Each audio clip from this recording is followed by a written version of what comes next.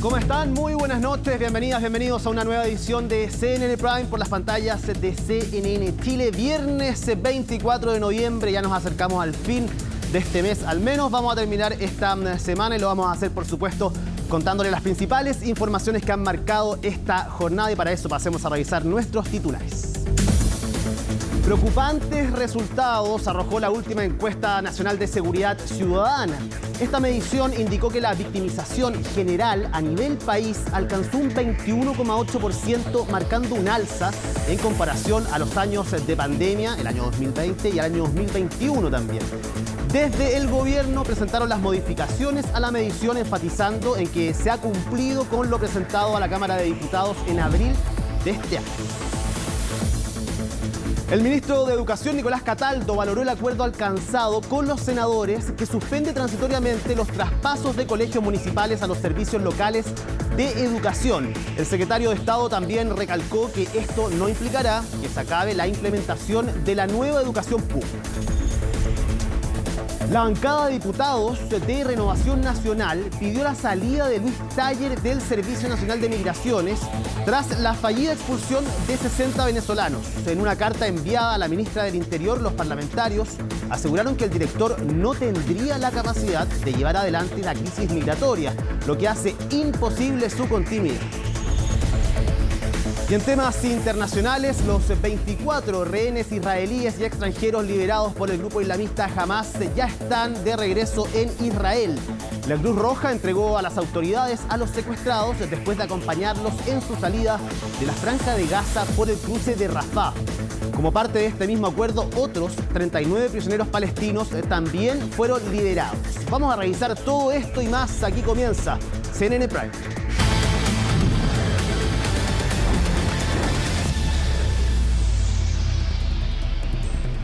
Se los contábamos, el gobierno llegó finalmente a un acuerdo con el Senado para suspender temporalmente la implementación de gran parte de los servicios locales de educación pública que iba a comenzar el 1 de enero del año 2024.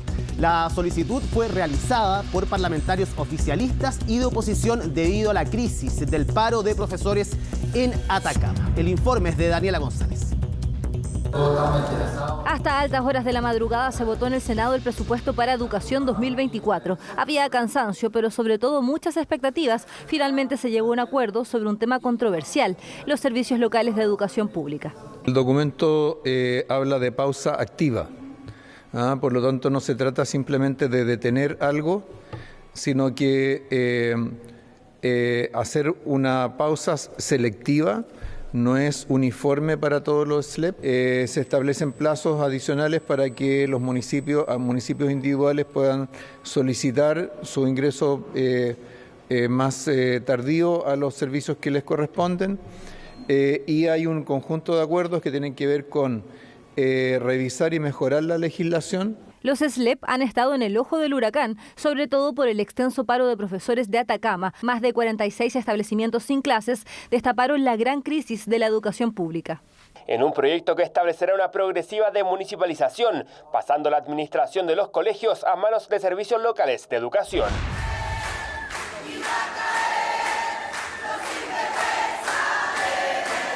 El acuerdo entre el Senado y el Gobierno establece la suspensión temporal de los traspasos de los servicios locales de educación pública a la espera de lo que señala un comité externo en algunas semanas. El acuerdo lo que contempla es que el Ministerio de Educación va a resolver a través de informes fundados cuáles van a poder traspasarse o cumplen más bien con los elementos suficientes para poder traspasar el próximo 1 de enero el servicio educativo y cuáles no.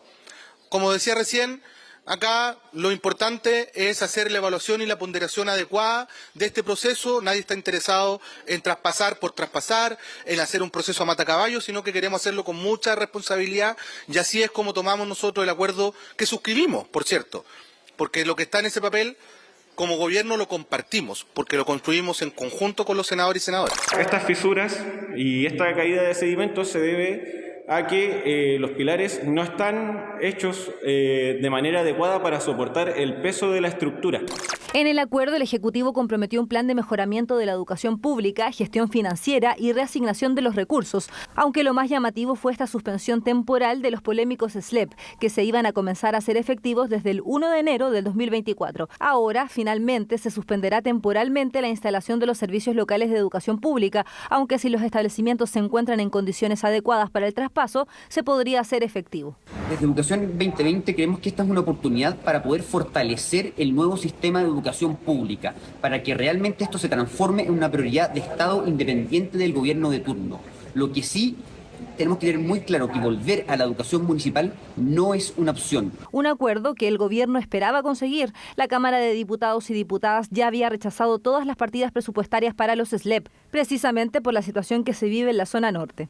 Atacama no se vende. Atacama se defiende. La realidad ha demostrado que no han estado a la altura. En ese sentido, durante todo este año hemos venido pidiendo al Ministerio la suspensión, y en ese aspecto lo que hoy día se está decretando es lo que como colegio de profesoras y profesores hemos venido solicitando durante todo este año. Los 6 SLEP que debían recibir sus establecimientos el 1 de enero son Iquique, Licancabur, Maule Costa, Punilla Cordillera, Aysén y Magallanes, pero ahora quedarán suspendidos hasta la decisión del comité externo que se conformará en las próximas semanas. Por su parte, Atacama sigue viviendo un complejo momento en materia de educación. Aunque algunos establecimientos han retomado las clases, otros siguen incluso por más de 70 días en paro. Un hombre fue secuestrado y metido al maletero de un vehículo en la comuna de El Bosque. Según constató Carabineros, la víctima fue abordada por 2 sujetos quienes lo intimidaron con armas de fuego, lo secuestraron en su propio auto por más de 4 horas y lo amarraron en el maletero. Finalmente logró liberarse por sus propios medios, hecho que quedó registrado en estas imágenes que ustedes están viendo de las cámaras de seguridad de esa comuna. Gracias a esto se logró dar con los presuntos autores del delito. Fueron 2 hombres de nacionalidad chilena que fueron detenidos y puestos a disposición del Tribunal de Garantía. En horas de la mañana recibimos la información de vecinos, el cual daba cuenta de un vehículo abandonado en la vía pública, que se encontraba con sus puertas abiertas. Se constituyó Carabineros de la Tenencia Bosque Poniente, los que al tomar conocimiento de este hecho iniciaron diligencias autónomas, logrando ubicar algunos registros de una persona. Se ubicó esta persona, ¿no es cierto?, en un domicilio que en la entrevista denunció que había sido retenido por la fuerza por 2 sujetos premunidos de armas de fuego. Estas 2 personas son de nacionalidad chilena. Estamos obviamente determinando las circunstancias en las cuales estas personas cometieron el delito. Los primeros antecedentes indican que él estaba detenido en la vía pública en su automóvil cuando habría sido abordado por estas 2 personas con armas de fuego. Lo habrían intimidado y lo habrían retenido en el maletero del automóvil, solicitando antecedentes para poder contactarse con familiares para requerir el pago de un dinero para su liberación. En principio podrían partir en 5 años y 1 día. Si fuera un secuestro, tenemos que ver también si hay una figura de robo con retención de víctima, que es lo que vamos a determinar una vez que tengamos todos los antecedentes, y mañana en la audiencia de control de detención se va a establecer esa circunstancia. En el contexto del Día Internacional de la Eliminación de la Violencia contra la Mujer, el Ministerio de la Mujer y Equidad de Género lanzó una campaña para concientizar a la comunidad. El organismo lanzó la campaña Lleguemos a Cero, que busca informar acerca de la prevención y oportuna denuncia sobre la violencia contra la mujer.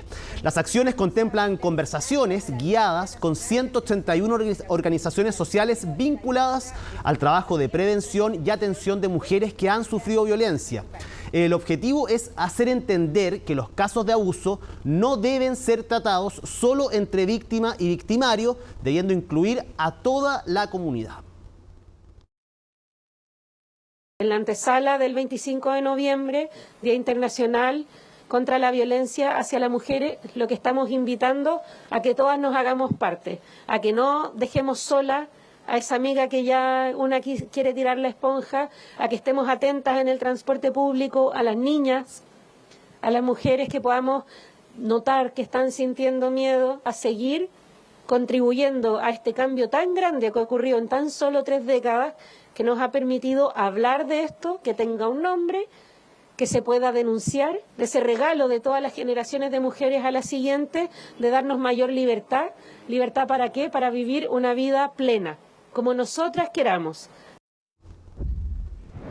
Revisamos el sitio web de cnnchile.com para contarles que un grupo de desconocidos incendiaron un vehículo policial a la salida del ex pedagógico. ¿Qué fue lo que pasó? De acuerdo a información preliminar de Carabineros, este hecho se produjo a las 2 de la tarde con 20 minutos de este viernes, cuando sujetos encapuchados salieron desde el interior de la UMCE, lanzaron artefactos incendiarios y quemaron este vehículo policial, que queda ahí como en esa imagen que están viendo ustedes, que está publicada en la página web de CNN. La patrulla, según Carabineros, quedó con daños de consideración por la acción de este fuego. No hay... Estamos de vuelta acá en CNN Prime para contarles acerca del nivel histórico más alto en cuanto a la percepción de inseguridad a nivel nacional. Eso fue lo que registró la última encuesta nacional urbana de seguridad ciudadana, que además confirmó un aumento en la victimización de los hogares. Todo esto en medio de las críticas que se dieron en cuanto a su validez. Los detalles en el informe de Belén Saldías. Son las imágenes que despiertan preocupación y que se repiten durante el último tiempo en todo el país. A mí me robaron en donde tenía el auto estacionado un sujeto. Da miedo como salir mucho a las calles. Ayer asaltaron a un compañero en curso. Te sacan las cosas de la mochila y uno no se da cuenta. Entonces ahora uno tiene que estar prevenido, montarse en el metro con la mochila adelante. En la televisión siempre se ve mucho robo, asalto, portonazo y eso es muy inseguro. Y no es algo que solo se comente en la calle. La última encuesta nacional urbana de seguridad ciudadana, ENUSC, evidencia alzas tanto en el nivel de victimización de los hogares como en la percepción de inseguridad de los chilenos y chilenas. Una realidad que venía mostrando alza en la victimización hace ya muchos años y que esa alza lamentablemente ha sido de forma sostenida. Lo que hemos visto en el país es que progresivamente la sensación de temor ha aumentando. Chile es además uno de los países que tiene la brecha más grande entre sensación de temor y realidad delictual. Y es que eso es precisamente a lo que apunta la ciudadanía al ser consultada por esta situación. ¿Cuál es tu nivel de percepción de inseguridad? Altísima. Alta. Alta. Más alta que ninguna vez en la vida. Son los datos que más preocupan. La percepción de inseguridad llegó a un 90,6% durante el 2022, una cifra histórica al comparar años anteriores. Por ejemplo, en el 2019, previo a la pandemia, estos números llegaban a un 81,8%. Demuestran que la crisis de seguridad que vive nuestro país es la peor de su historia. Sobre todo los niveles de victimización y de percepción de inseguridad. Hoy la inmensa mayoría de los chilenos no se siente seguro en nuestro país. Y esto es una muestra más de que el gobierno no está haciendo la pega. Ministra Toá, no puede pretender que vienen con Dios y con el diablo. Los resultados de la encuesta son categóricos. Chile vive una gravísima crisis de delincuencia. Más del 90% de los chilenos y chilenas sienten que la delincuencia ha aumentado. Creo que son cifras demoledoras y que tienen que ser un llamado a la acción concreta para revertir estos números. Otro de los ítems que aborda la ENUSC es la victimización de los hogares. El 2022 esta cifra llegó a un 21,8%, acercándose poco a poco a los números prepandemia. Al desglosar por zona, las regiones de Tarapacay, Arica y Parinacota lideran el ranking. En cuanto a los delitos, se registró un alza en robos desde vehículos, hurtos y robo con violencia. El grado de inseguridad de todos los chilenos es simplemente porque han subido efectivamente los portonazos, los asesinatos, desmembramiento de personas, secuestros, no porque la prensa esté manipulando las cosas. En ese sentido, tienen que tomar el toro por las astas y este gobierno tiene que sacarse de una vez por todas lo que es la ideología. Las medidas que se han tomado por parte del gobierno para fortalecer las capacidades de las policías o promoviendo leyes como las que combaten el crimen organizado van en la línea correcta, ya que se enfocan en los delitos violentos y nuevos tipos de criminalidad que aumentan la percepción de inseguridad. Pero también es primordial aprobar la creación del Ministerio de Seguridad. Una entrega de cifras que estuvo en tela de juicio, ya que se cuestionó el periodo en que se desarrolló el trabajo de campo, cuestión que según el Instituto Nacional de Estadísticas no altera validez en comparación con las realizadas años anteriores. El trabajo de campo de la encuesta de victimización del año 2022, en primer lugar se hizo una fecha distinta en la que tradicionalmente se realiza, que es el último cuatrimestre entre septiembre y diciembre. Eso genera una variación, puesto que la delincuencia, al igual que el desempleo u otros factores, digamos, son móviles. En general, las distintas métricas que se evaluaron no presentan diferencias con la serie histórica de la encuesta. A partir de eso, nosotros podemos concluir que no existe evidencia de que los ajustes metodológicos hayan afectado la comparabilidad del indicador principal de victimización agregada a hogares. Además, se apuntó a la necesidad de poder ir actualizando esta encuesta, que es utilizada, entre otras cosas, como recurso para políticas públicas. Por lo mismo, se dio a conocer que para la próxima edición del año 2023 se medirá la realidad de 136 comunas, cubriendo el 85% de la población urbana a nivel nacional. La Policía de Investigaciones detuvo a 6 miembros del Tren de Aragua vinculados a un doble homicidio ocurrido en la comuna de Alto Hospicio, en la región de Tarapacá. Se trata de la banda Los Piratas, cuya captura se logró tras realizar allanamientos simultáneos en Iquique, Antofagasta y también en Santiago.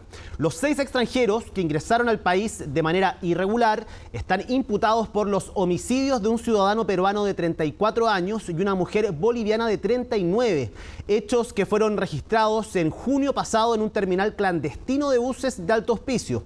El Ministerio Público explicó que la organización criminal atacó a las víctimas porque les debían dinero.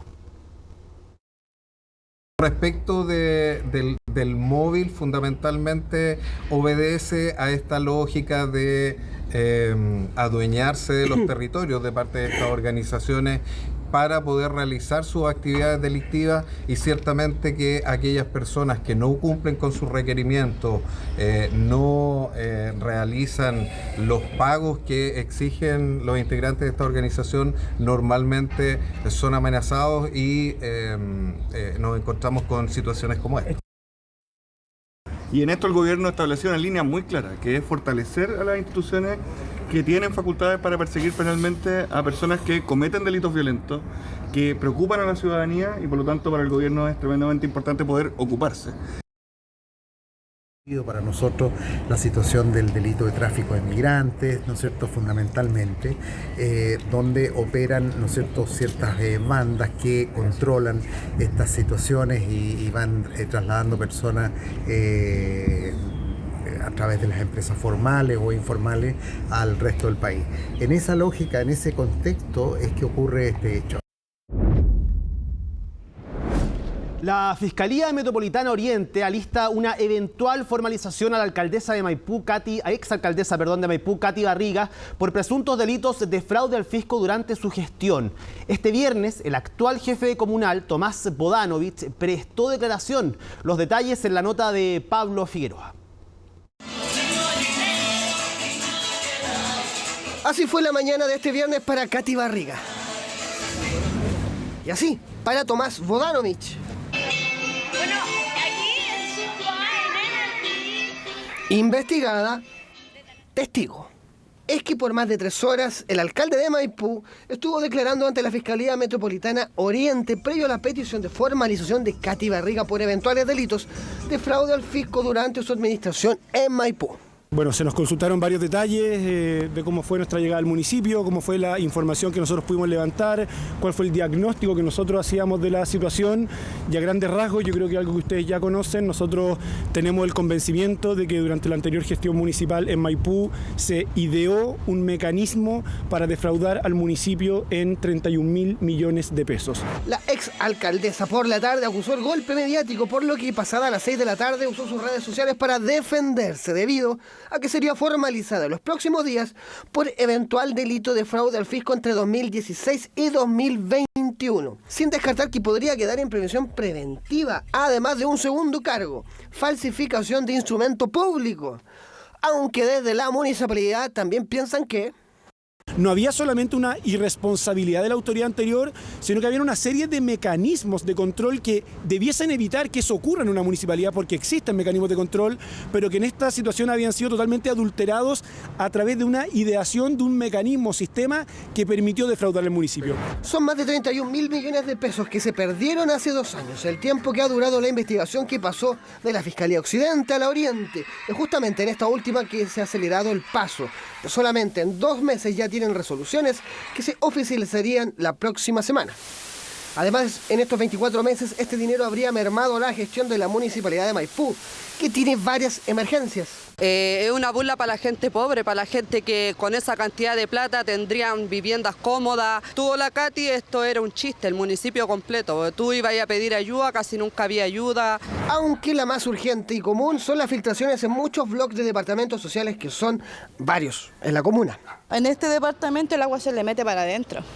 Ya llevamos más de 4 o 5 meses con esta filtración. He llamado, he hablado en la municipalidad y todavía no tengo respuesta. Haber usado, pero también lo esperanzan porque dicen, no, ya le vamos a tener respuesta, pero hasta el día de hoy no tengo respuesta. Lo ofrecieron container. Si usted ve, aquí no tenemos más container que el que está afuera y está todo roto. Mira, horrible es el tema porque cada vez que nosotros hemos levantado el tema, por ejemplo, con los contenedores de basura, que es donde se junta, igual nosotros estamos teniendo líquidos percolados por donde se junta abajo se chorrea eso, cae al suelo, nosotros tratamos de mantener la limpieza porque hay niños acá. Ahora, si tú, como estabas enfocando acá el asunto de este mini río que tenemos, también se ha cruzado el tema ya con la municipalidad. ¿La filtración te afecta directamente? Sí, porque aquí vive mi sobrina y ya le está entrando la humedad, pues igual que al lado al vecino. Y allá, miren, el lado de allá también hay filtraciones, pues. Y a nosotros, no sé, a mí me salió cualquier cuenta de agua. Es la realidad de Maipú en 2023, en sus calles, su gente y en la municipalidad. El gobierno confirmó que la próxima semana finalmente se reprogramará el vuelo con 60 migrantes venezolanos que fue suspendido por falta de autorización técnica. Una operación fallida que complicó a la ministra Carolina Toá, a quien se le pidió la renuncia del director de Migraciones por parte de la derecha, que intensificó sus críticas contra la jefa de Interior. La nota es de Estefanía Bustamante. Hoy es nuestro embajador en Buenos Aires. Había que romper la atención de un tema mucho más complejo que Buenos Aires, la fallida expulsión de 60 migrantes venezolanos y la versión que enredó a la ministra del Interior, que no fue precisamente quien salió a aclarar la versión de la moneda sobre la cancelación del vuelo. Esto se produjo producto de un problema con la autoridad aeronáutica ya, ¿no? Nuestro país hizo todos los trámites que correspondía hacer para poder responder a la necesidad de tener que mandar finalmente y realizar estas expulsiones, se produjo allá. Falta de autorización técnica que antes fue detallada por el director del Servicio Nacional de Migraciones, quien complementó la versión de la ministra Toá. Para la oposición, una discrepancia que llevó a pedir la renuncia de Luis Taller. Estamos hablando de alguien que no solo tiene una visión completamente hostil a lo que hoy día Chile necesita en materia de migración ilegal, sino que además no está haciendo su trabajo en la expulsión de aquellas personas que tienen que ser expulsadas administrativamente para cumplir la ley. Esa crítica se basa en una supuesta diferencia o contradicción con el director. Quiero decir y reiterar que no hay tal contradicción. No voy a entrar en detalle de la razón que tuvo la contraparte porque no nos corresponde. Sin embargo, lo que sí nos corresponde es seguir construyendo los puentes. Puentes que en el caso de Toá han sido difíciles de conectar con la derecha. No solo en el Congreso, donde algunos han criticado su tono, sino que también por la fallida convocatoria de exautoridades a una reunión en La Moneda por control migratorio. A la ministra hay que tenerla más en su función política y tratar de concentrarla en su función política.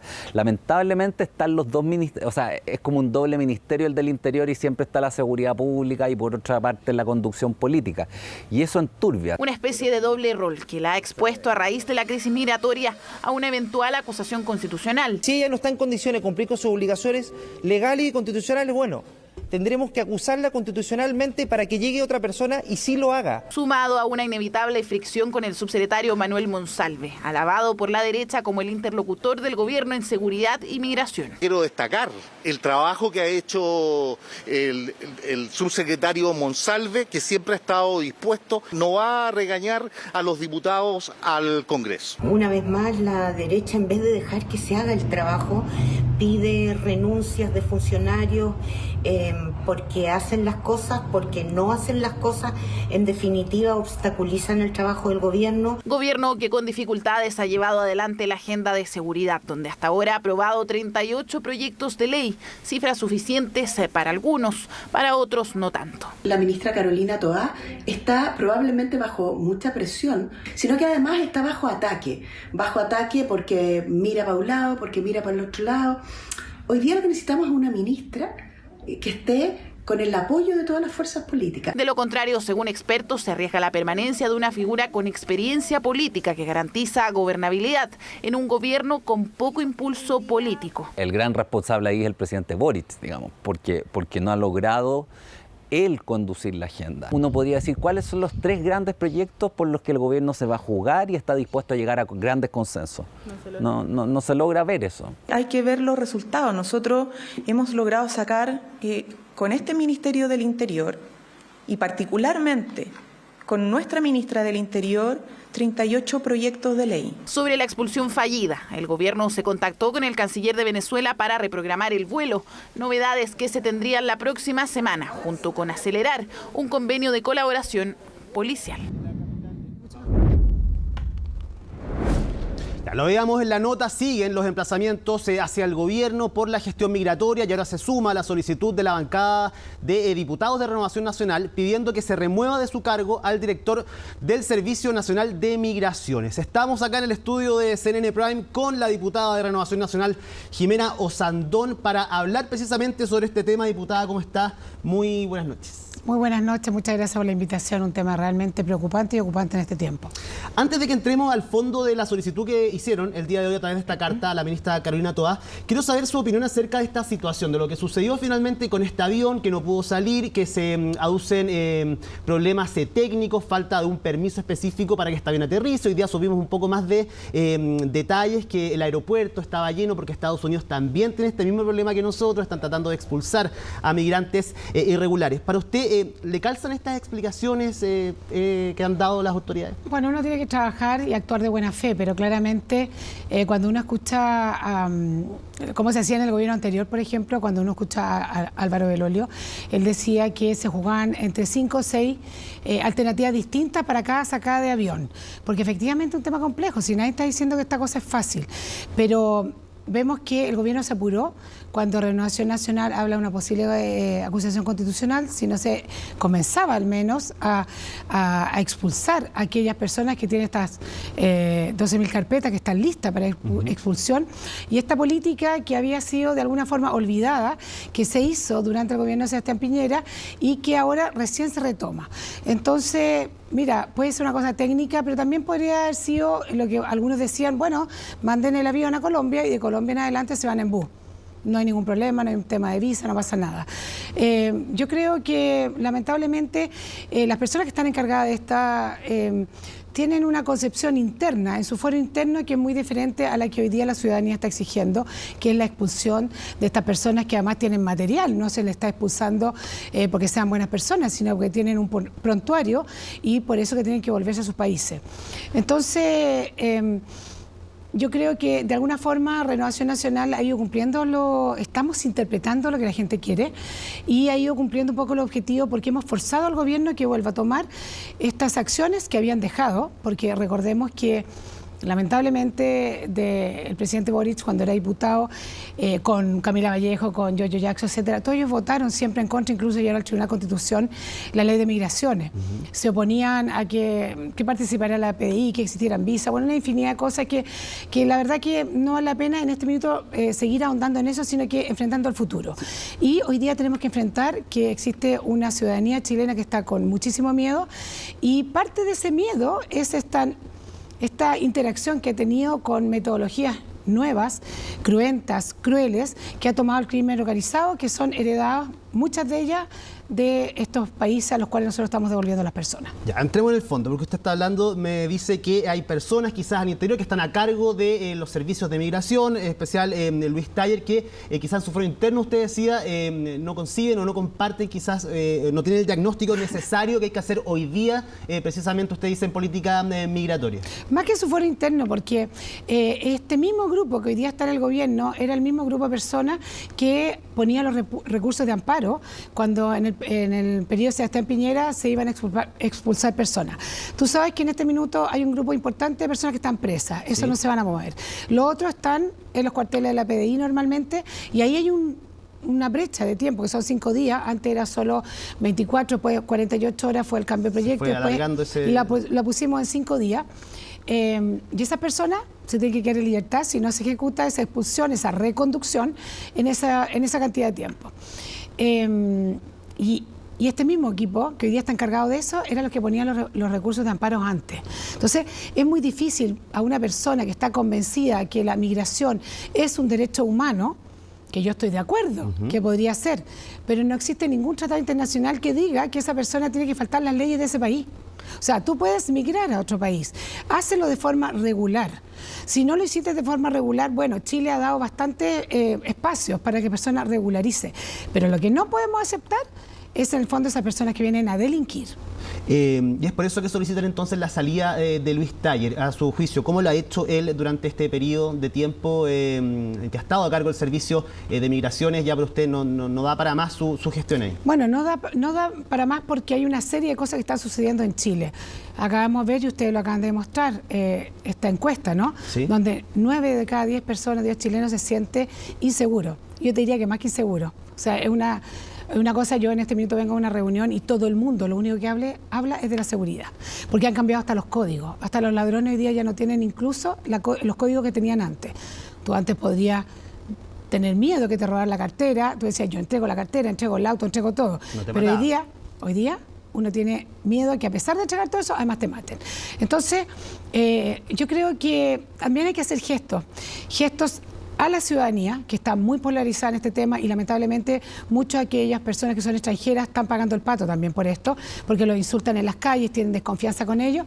Y por otro lado, está el país muy polarizado en esta materia, y yo creo que hay que hacer gestos hacia la ciudadanía y también hacia el mundo político. Y yo creo que en esta altura no ha dado el ancho porque no puede darlo, porque no está en su concepción, en su fuero interno, el expulsar gente, porque fueron los reyes de los recursos de amparo.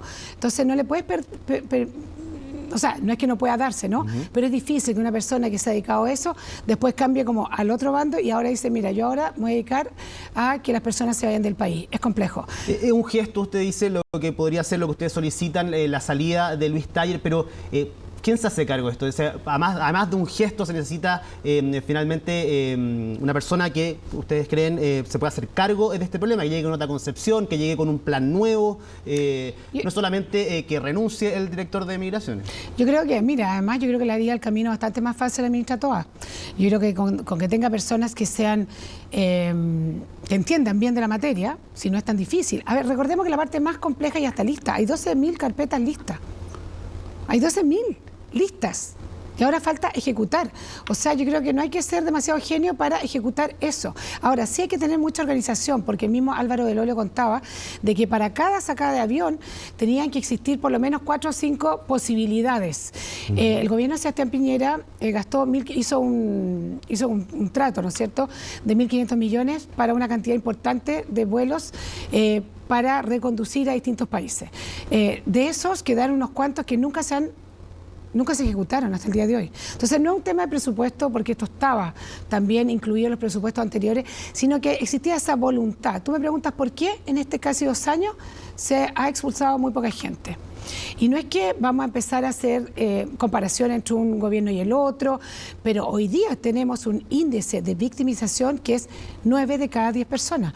Hoy día yo abrí el diario y dije que rico, no encontré ninguna cabeza, ningún cuerpo, ningún quemado, como estamos viendo en el último tiempo, porque la verdad que leer hoy día la prensa o enterarse por las redes sociales es realmente una película de terror.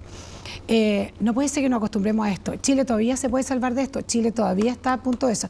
Es cosa de tener voluntad política, porque yo les aseguro que las personas estarían felices de incluso tener menos presupuesto para algunas necesidades que pueden ser incluso básicas, con tal de vivir seguros. Si eso es lo que pasa. La gente necesita y merece vivir seguro. Diputada, estaremos de acuerdo ambos que expulsar a 12.000 personas en un corto tiempo, en poco tiempo, es muy difícil, prácticamente imposible, y muchas de las críticas que se hacen del oficialismo es que durante el gobierno del presidente Piñera tampoco se pudo expulsar a una cantidad razonable o esperable a los que estaban de forma irregular. ¿Ustedes hacen cargo de las críticas también de que se abrieron las fronteras, de los gestos que hizo el ex gobierno del presidente Piñera para estar en esta situación? Porque no aparecen de la noche a la mañana en los últimos 2 años 12.000 personas en situación irregular en nuestro país. Ya, pero mira, yo creo que sí es importante hacerse cargo, ¿sí? Yo creo que tal vez el gesto de Cúcuta tal vez entusiasmó a algunos, pero Perú no, o a varios, o a muchos.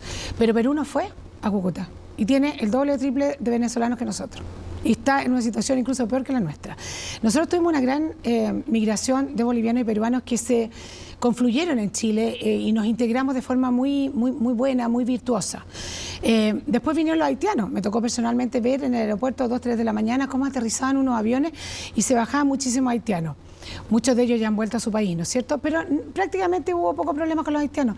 Si el tema está en el crimen organizado, que está arrancando de estos países y está instalándose en nuestro país. Entonces, o ponemos mano dura con todos, porque lamentablemente una persona dice, bueno, pero un derecho, esa persona viene arrancando, sí, muy bien, regularícese, entre por donde tenga que entrar. Por eso nosotros estamos pidiendo como Renovación Nacional, y yo creo que también varios partidos y varios parlamentarios transversalmente, que el entrar ilegal al país sea un delito. Yo no encuentro que suene tan raro. O sea, yo entro por un lugar que no he habilitado, debería ser un delito. Ahora, que vas a condenar a esa persona inmediatamente, no, veremos cómo, y si esa persona resulta ser una buena persona y un aporte a nuestro país, bienvenido sea, como hay muchos venezolanos que lo son también. Hoy día nosotros vemos cuántos médicos, cuántos profesores, son gente que trae mucho estudio, ha traído también mucho bien a Chile, pero que no podemos permitir, porque tengamos gente muy buena, que nos entren los carteles, el tren de, bueno, las diferentes narcoorganizaciones que existen, sobre todo en Latinoamérica, que Chile, al parecer, está siendo muy atractivo porque no estábamos acostumbrados, no estamos preparados para esta inmigración, no estábamos, lamentablemente, entonces estamos reaccionando. Y nosotros lo que hemos hecho en Renovación Nacional es hacer de alguna forma que el gobierno en este momento reaccione, que la ministra Toá se haya preocupado tal vez por una acusación constitucional. Yo de verdad creo que a ella le haría muy bien que le cambien su equipo de ejecución de estas expulsiones. Y yo te aseguro que todos los chilenos y chilenas estarían muy contentos también de saber que los buenos se quedan, pero que los malos se van. Usted dice que esto también fue un llamado de atención a la ministra Toá, pero solicitarle que en 2 meses expulse a 12.000 migrantes y ahora solicitar, no sé, un llamado a consulta al embajador Gasmuri en Venezuela. Incluso algunos están pidiendo que sea destituido su cargo, un cargo que asumió hace muy poco, que están tratando de leer un trabajo de coordinación, de restablecer vínculos con Venezuela. ¿No cree que también puede ser muy exagerado, quizás no coopera a este diálogo que se busca formar? Porque al finalmente todos estamos de acuerdo que esto es una política a nivel de Estado, de todos tenemos que remar al mismo lado para que esto funcione, pero estas medidas de presión contribuyen finalmente también. Ahora mira, el embajador Gasmuri, que está creo que son como 6 meses más o menos que está nombrado, él tenía, esto era lo específico, este era el tema que tenía que resolver. Lamentablemente no lo pudo resolver y el gobierno de Sebastián Piñera sí pudo reconducir venezolanos sin tener embajador allá. Así que no es excusa. Yo creo que hay que ser duro. Mira, es que es tan grave lo que estamos viviendo. Para que lo saquen, exactamente. Renovación Nacional hoy día pide una carta a la ministra Toá directamente que lo remueva a él y también a Luis Taller, porque él tenía una misión. Lamentablemente vimos que no resultó por cualquier forma. Una cosa técnica, da lo mismo. No resultó el primer avión que tenía que salir. Entonces, bueno, ellos verán si remueven o no remueven, si le dan una segunda oportunidad. Pero yo creo que nosotros tenemos que ser implacables en este tema. O sea, o le ponemos el cascabel al gato o Chile va a terminar en una situación que va a ser irreversible. Y no puede ser. A mí tú no me van a decir que Nicolás Maduro no tiene capacidad de decir, oye, me da lo mismo, que aterrice el avión. No digamos que no es un país que no es totalitario. Y a pesar de eso no pasa nada. Yo creo que aquí hay bastante más información debajo que nosotros no sabemos. Y la presión a la ministra Toá esto de pedirle que los 12.000 migrantes irregulares salgan en 2 meses, a lo que es que todo cambiaría si viéramos que empieza uno tras otro, un avión tras otro, un avión tras otro, un avión tras otro. Porque 12.000 ya están listos. De esos 12.000, muchísimos están presos, no se van a arrancar. Lo más complicado son aquellos que tienen un tiempo, que está en la PDI, y los que hay que avisarle. Pero eso es un porcentaje muy menor. Partamos con los que están más seguros y que ya tienen su condena y que están en las cárceles. A ver, esta posibilidad de acusación constitucional, que fue la que puso Renovación Nacional en la mesa, es una forma de presionar. Yo no te estoy diciendo que no va a existir porque no puedo hablar por toda la banca, pero claramente si vemos a la ministra actuando en forma enérgica en esta materia, además vemos que cambia a las personas que le han trabado. Si en el fondo yo estoy segura que ella sabe que igual le han trabado el tema, porque no puede ser que se han acumulado 12.000 carpetas. Imagínate la cantidad de altas carpetas que son, 12.000, si son muchísimas. Y la pregunta es, ¿por qué no salieron antes? ¿Por qué no empezaron hace 3, hace 4, hace 6, hace 8 meses atrás? Porque siempre hay un espíritu que para esto. Porque, lamentablemente, en el foro interno de este gobierno, la inmigración es un derecho humano, pero se saltaron la lectura de todos los tratados internacionales donde indica que tienen que cumplir con la legislación de ese país al cual tú migras. Jimena Osandón, diputada de Renovación Nacional, muchísimas gracias por haber estado esta noche acá en CNN Prime. Bueno, muchas gracias a ti, un placer como siempre. Vamos a continuar nosotros con otras informaciones para contarles que pese a que aún no comienza el mes de diciembre, no son pocos los que ya piensan en las compras navideñas, y es que ante la actual situación económica del país, muchos van a tener que reducir sus gastos en regalos, algo que afecta directamente al comercio.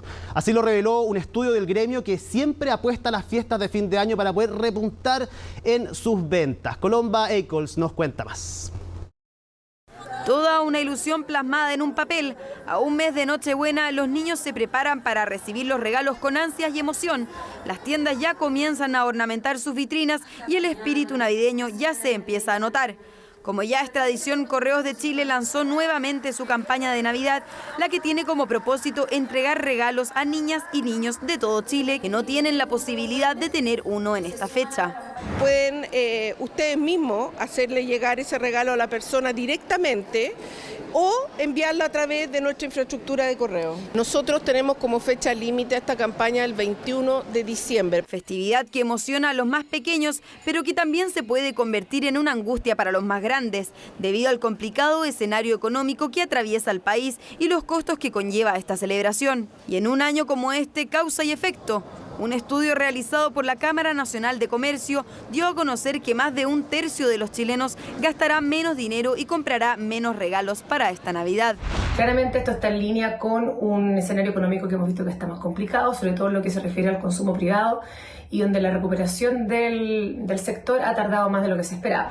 La buena noticia es que se está recuperando la economía. Nosotros estamos proponiendo incentivos para la productividad de las empresas, la exención del bolsillo familiar electrónico, que es una de las medidas de ese paquete de ayudas económicas que presentamos el año pasado como gobierno y que buscan justamente llegar a las familias. El impacto del estudio desarrollado por la Cámara Nacional de Comercio también se ve reflejado en las fuertes bajas en el comercio minorista, donde históricamente en el mes de diciembre se acumulaba el 13% de las ventas anuales de retail, escenario que hoy es difícil de alcanzar debido a la compleja situación económica de los consumidores. Así también lo demuestra la encuesta realizada por Edenred, donde se indica que los chilenos priorizarían aportar para la cena de Navidad en vez de comprar regalos. La encuesta desarrollada por Edenred destaca que 2 de cada 10 trabajadores cree que recibirá aguinaldo para este fin de año. Los datos muestran un mayor optimismo respecto del año pasado, cuando solo un 13% de los trabajadores pensaba que recibiría aguinaldo para el fin de año. Se observa además que un 67% de los trabajadores, en caso de recibir la bonificación, la utilizaría para comprar comida, bebestibles o gastos ligados a las celebraciones. Las expectativas para esta festividad están puestas entonces en el encuentro familiar, más que en el consumo y en los regalos que se vayan a entregar. Que en la cena somos poquitos, somos 3 nomás, así que no hay mucho gasto ahí. Son los regalos los que más uno trata de ahorrar, porque ahora está todo caro. Menos regalos, definitivamente, y en cuanto a comida va a ser como la familia nomás, entonces como va a ser una cena normal, tal vez algo más detallado, pero eso. Claro que sí voy a comprar regalo, porque cada año hay que comprar un regalito a la familia, pero no sé qué voy a comprar porque está todo carísimo. Pero algún detallito habrá que hacer. Empecé a comprar, pero menos precios que el año pasado, o sea que todo lo achiqué, porque el presupuesto está malo con la pensión y tengo 10 nietos y un bisnieto, entonces es difícil porque hay que hacerle a todo un engañito. Una forma de anticiparse a la compra de regalos puede ser, por ejemplo, aprovechar iniciativas como la del Black Friday, que comenzó este viernes y se extenderá hasta el lunes con descuentos de hasta un 70% en tiendas físicas y online. Pero también cuidando el bolsillo para que lo que deba ser una fiesta no se convierta en un martirio financiero. Vamos a cambiar de tema para hablar de Argentina, en concreto de Javier Milei. El día de ayer estábamos hablando de Patricia Bullrich, ¿no?, que suena ahora como carta segurísima para el Ministerio de Seguridad, pero aquí Javier Milei ha tenido que enfrentar, Ivo, bastante complicaciones en la conformación de su gabinete, varias idas y vueltas de algunos nombres. De hecho, en los últimos 2 días se bajaron 2 nombres que se conocían hasta este momento, el de Emilio Ocampo, que sonaba fuerte y que de hecho había sido informado por parte de la oficina del presidente electo de Argentina para presidir el Banco Central, una figura trascendental aquí en la campaña de Javier Milei, con su promesa exactamente de eliminar justamente este organismo. Y el otro nombre que se bajó en los últimos 2 días es el de Carolina Píparo para liderar ANSES, y esto ha llevado, Ivo, a que Javier Milei postergara justamente su viaje a Estados Unidos, un viaje personal y religioso que había anunciado, ¿no?, justo cuando se había conseguido, ¿no?, la victoria el pasado día domingo. Y en el caso concreto de Ocampo, Ivo, aquí lo que ocurre es que al trascender la posibilidad de que Luis Caputo pueda liderar justamente el Ministerio de Economía, es que Ocampo dice, ojo, yo no voy a ser parte de este gobierno. Exactamente. Ahí hay diferencia importante en el tema económico, al menos lo que se pretende implementar en Argentina. Sí, sobre todo respecto de la dolarización, ese es el tema trascendental y que finalmente termina gatillando la salida anticipada eventualmente, porque estamos hablando de un gabinete que se va a confirmar recién el próximo 10 de diciembre, y es a raíz justamente de los rumores, porque todo esto sigue siendo y sigue estando en el campo de la especulación, de la posibilidad de que Luis Caputo pueda ser efectivamente el ministro de Economía, una cartera tan trascendental para el país vecino como lo es justamente el Ministerio de Economía, que finalmente Emilio Ocampo decide dar un paso al costado. De hecho, horas antes Javier Milei daba una declaración donde dejaba entrever que si tenía que elegir, él prefería justamente a Luis Caputo, una figura relacionada justamente con el expresidente de Argentina, Mauricio Macri. Y en el caso de Carolina Píparo también se había conocido en las últimas horas justamente que también iba a dar un paso al costado. Aquí ya no dirigirá ANSES, que es la Administración Nacional de Seguridad Social, y aquí la diputada da un paso al costado, esto en favor de Osvaldo Giordano, que es ex ministro de Economía de Córdoba, quien eventualmente debería liderar justamente este organismo. Si lo hablábamos ayer, no va a ser fácil la conformación de este gabinete, un gabinete que tampoco sabemos cuánto tiempo van a durar, si es que ejecuta finalmente la salida de ciertos ministerios, de armar un nuevo gobierno, también eso va a pesar en quién toma esos cargos. Incluso leí información el día de hoy que está tan difícil esto que incluso peronistas disidentes podrían ser parte también del gabinete de Javier Milei, algo que llama mucho la atención por el discurso que ha tenido él con el peronismo en su campaña y bueno, a lo largo de su carrera política. Y sobre todo si consideramos este discurso contra la casta política, ¿no? Lo escuchamos en reiteradas oportunidades durante la campaña de elecciones en Argentina, y ahora con el calendario que no perdona aquí, Ivo, porque estamos hablando de que quedan prácticamente 2 semanas, ¿no?, para que asuma el próximo gobierno de Argentina, y con el nombre de Economía que hasta hace algunos días atrás señalaban desde la oficina de Javier Milei no se iba a conocer hasta ese mismo día, para evitar, ¿no?, que básicamente quemaran a esa persona en medio de esta transición que se está llevando a cabo al otro lado de la cordillera.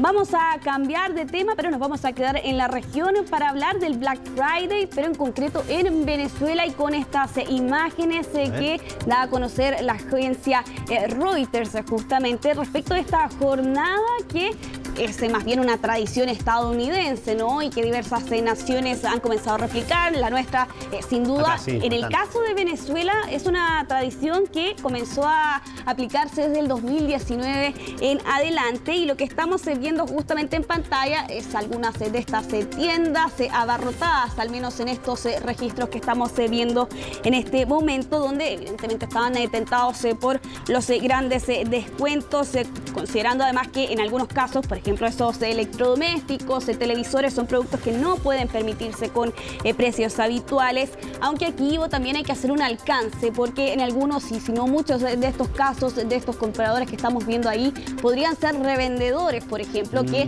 se aprovechan exactamente estos descuentos para posteriormente obtener unas ganancias y vender justamente estos productos. Aquí hay algunos medios como Voice of America que señalan que lo que estamos viendo en imágenes son algunos casos excepcionales, porque señalan, por ejemplo, de que la concurrencia justamente a las tiendas sería menor que la de otros años. Estamos hablando de una nación que está en una gigantesca crisis económica, con una inflación interanual del 362% y con prácticamente una dolarización de facto, ¿no? La que está atravesando Venezuela, pero de todas formas los compradores, algunos de ellos, de todas formas llegaron justamente a las tiendas para ser parte de este Black Friday. Hay que ver cómo lo pueden revender después, porque si no hay plata es difícil también después establecer un precio ahí mayor al que lo compraron, así que es una vuelta ahí, mucho se va a acumular, se pueden acumular muchas cosas. Habrá que ver de todas formas cómo se desarrolla esa situación, Ivo, pero vamos a finalizar esta revisión internacional hablando del iceberg más grande del mundo y que ha comenzado a moverse después de 30 años. Justamente esta la imagen satelital que da cuenta del movimiento del iceberg A23A, que es un verdadero coloso. Atención con estas cifras, Ivo, porque tiene una extensión de 4.000 kilómetros cuadrados y 400 metros de espesor. Si tuviéramos que ver la altura, por decirlo así, de este iceberg, es más alto que el Costanera Center, para que se hagan una dimensión de la altura y de la extensión justamente de este gigantesco iceberg que ha comenzado a moverse después de estar 30 años encallado en el fondo del océano y que se separó de la costa antártica en 1986, se terminó sentando en el mar de Weddell y se había convertido prácticamente en una isla de hielo, y ahora está a punto de traspasar las aguas antárticas. ¿Por qué se está moviendo ahora? Seguramente te estás preguntando tú, Ivo, o quienes nos ven. ¿Y qué significa que se mueva también? ¿Qué podría significar esto? Bueno, aquí lo que señalan algunos expertos es que la hipótesis que plantean es que eventualmente, de alguna u otra forma, iba a terminar disminuyendo de tamaño y con ello iba a perder este agarre que lo hacía mantenerse en el fondo exactamente del océano, y con ello iba a comenzar a moverse. Su futuro, Ivo, como el de todos los icebergs que terminan trasladándose, se va a terminar derritiendo. Incluso señalan aquí los expertos uno tan grande como este. Sí, bueno, son los efectos también del calentamiento global, lo hemos hablado muchísimo durante los últimos años. Isel Guerra, muchísimas gracias. Estamos de vuelta para despedir esta edición de CNN Prime. Siga en la compañía de nuestro canal, ya viene el informe del tiempo, CNN Tiempo, y luego CNN Magazine con Viviana Encina. Viernes 24 de noviembre, junto a ustedes revisamos cómo estuvo el país y el mundo. Somos CNN Chile, que tenga muy buenas noches.